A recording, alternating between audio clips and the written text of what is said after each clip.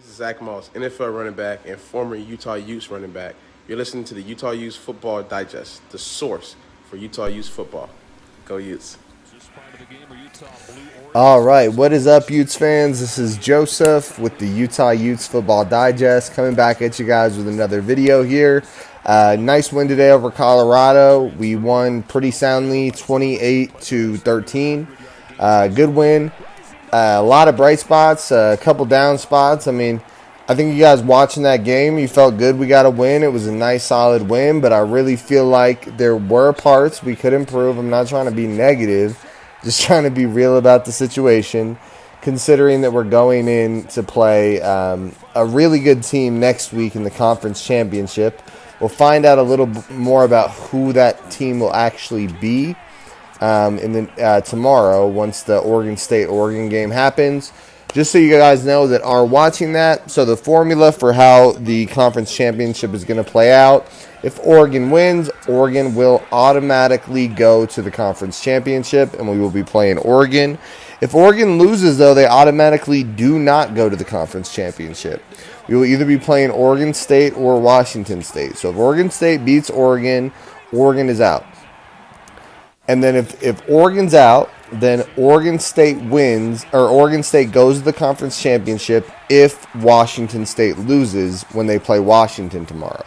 If Washington State beats Washington, then Washington State will actually be the team that we are playing in the conference championship.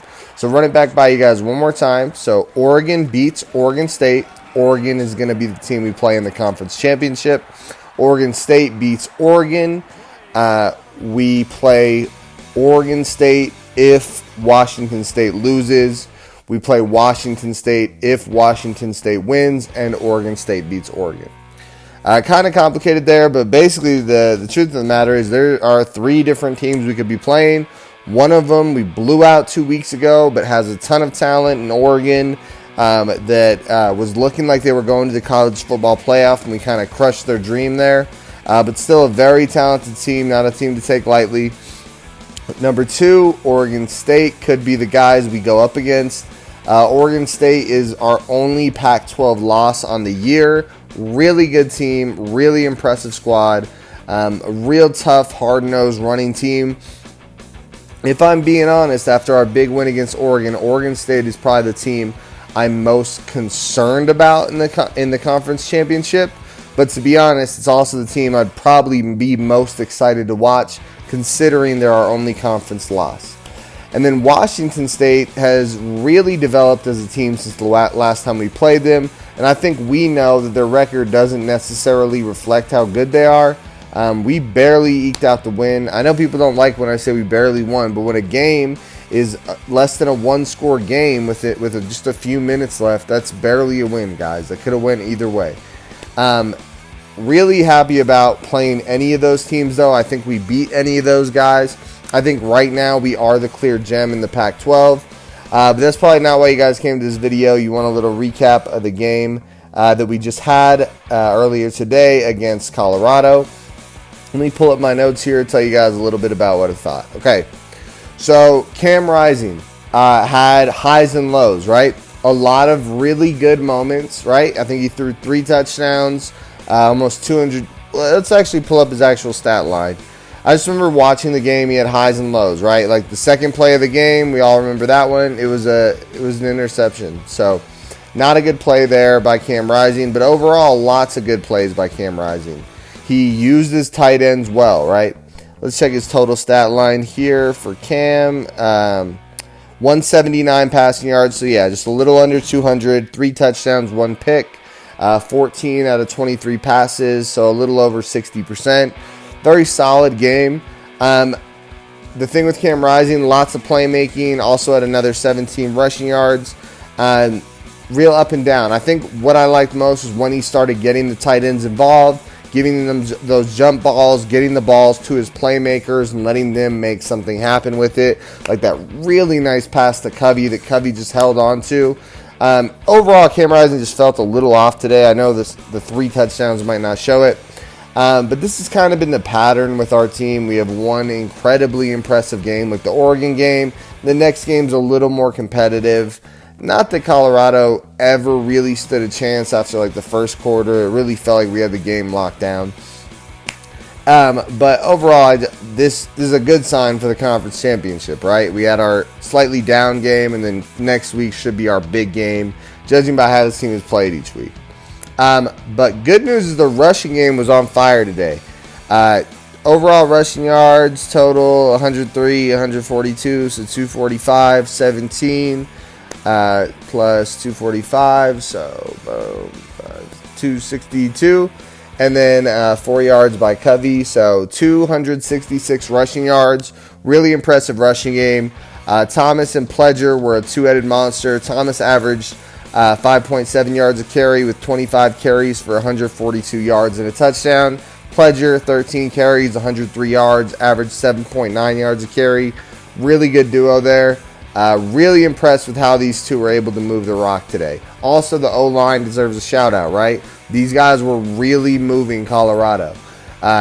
Lots of good plays by him. Thomas is really making it known that he is probably going to end this season, if he's not already, as the best running back in a single season, at least in Utah history.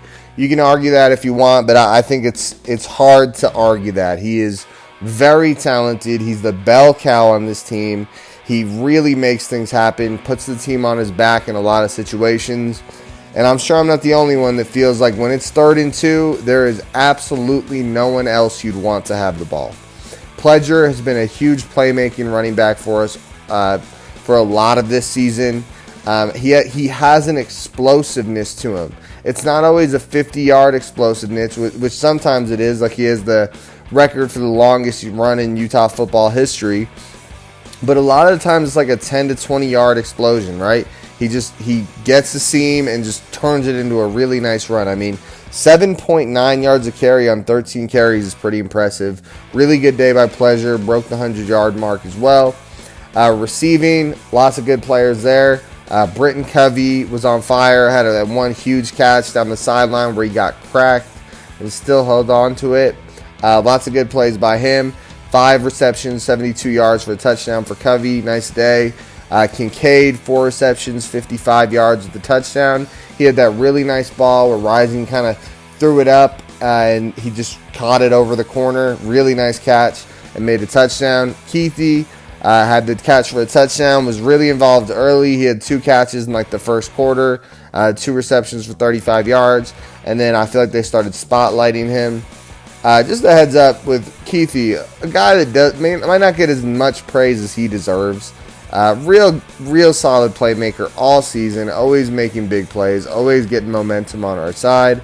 Just that whole tight end room, right? Just a real good group of guys. All right, defense, a lot of good, some bad, right? Devin Lloyd, 6 tackles, 3 assists, and a sack. Devin Lloyd was an animal today. He really is every week, but punching people in the mouth, making plays, hitting guys hard when it counts, and making them not want to go his way. Seriously, a guy that deserves everything coming his way. Seems like a really nice guy. Seems like a guy that is a leader in the locker room. Just nothing but the best for Lloyd. Seriously.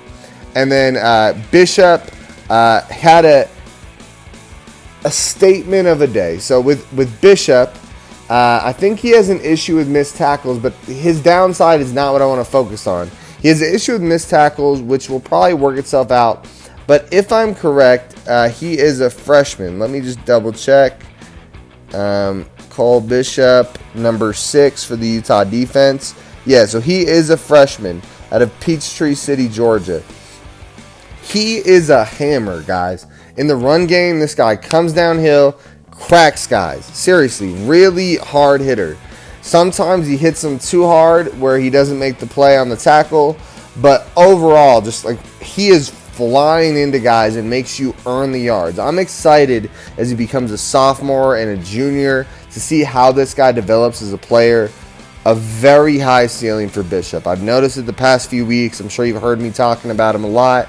A guy that seems like he has a lot of potential, and I'm excited to see where he goes. Sewell, 5 tackles, 5 assists. You know, there were times like Sewell got stiff-armed pretty bad in this game. It was not a great look, but Sewell, I've had times in this season where he looks like he's an elite player, and other times in this season where he looks like he needs a little bit of work or feels a little out of place at times. Overall, I think Sewell they said he walked at senior day, I think. But overall, I think Sewell is going to be a guy that we see around next year. I'd be shocked if he left. I think he could use the improvement to his draft stock. He has first-round pick potential, but he needs to prove it. He seems like a really big playmaker. I hope he comes back next year. Has his ups and downs, but I think with another year of development, I could see him being our, quote-unquote Devin Lloyd of next year. Maybe not quite Devin Lloyd, but not far from it, right? He really has that potential, and I think it'd be great for him and for the team if he came back. Lots of sacks today, guys. Total sacks. Let me see it. All right, so Devin Lloyd had a sack. Who else had a sack? Tafua had a sack. Fillinger had a sack. Vimahi had a sack. So it looks like 4 sacks total. Just a really good day with sacks. It was very impressive. It felt like we were pressuring this guy all day. And it's not a number I have pulled up in front of me, but I think the hurries are underrated. This guy was out of the pocket all day. This O-line could not handle our pass rush. One of the best 4-man rushes we've had in a while. We were just getting back there all the time. He had to make throws, rolling out on the run almost every other play. Really impressive, especially Tafua. Seriously, I have been up and down on Tafua all year. Mika Tafua, number 42 on the defense. Really good game by the guy. Great job containing the quarterback. Great job not allowing him to run and forcing him to make bad throws on the run. So overall, guys, a really good game. I think we have a lot to look forward to. Like I said, I'm excited. Make sure you guys tune in tomorrow for that Oregon State game and the Washington State game. Should be a fun end of the season here. We got the conference championship next week, and then hopefully the Rose Bowl after. Okay, guys? Lots of good to look forward to. Lots of great things we've seen this season. We've seen this team develop. We have a ton of people that are coming back next year. A lot of seniors walked today, but who knows what that actually means and which ones of them will actually graduate. We have a ton of talent that I'm excited to see grow as time goes on. But right now, I couldn't feel better about us going into this, whoever we play in the conference championship game. The first thing I want to point out is 28-13. The fact that doesn't feel like an amazing win. Not that it was a bad game. It feels a little light after just the crazy game we had against Oregon. That's really a good sign, though, right? That we expect more out of this team, right? We expect them to just be making plays all day. This just tells you what we should see in the conference championship. Hopefully everybody is healthy. I saw Olasini go down. Hopefully he's healthy going into the game. I know I didn't do the pregame breakdown this week, but trust me, it will be coming next week. And I'm going to do a nice one for you guys before we go into the conference championship. I can promise you that. I hope you guys are liking this channel as much as I like making the videos. This has been such a fun season, guys, and I'm excited for many more seasons ongoing. Make sure you guys like, comment, and subscribe. Seriously, guys, like the video. I know I say it all the time, but it really is important. It helps the video a lot, and it lets me know you guys appreciate the content. And feel free to leave any comments with any feedback on videos you guys want, anything else you want to see. But on that note, guys, I'm going to end it here, and go Utes.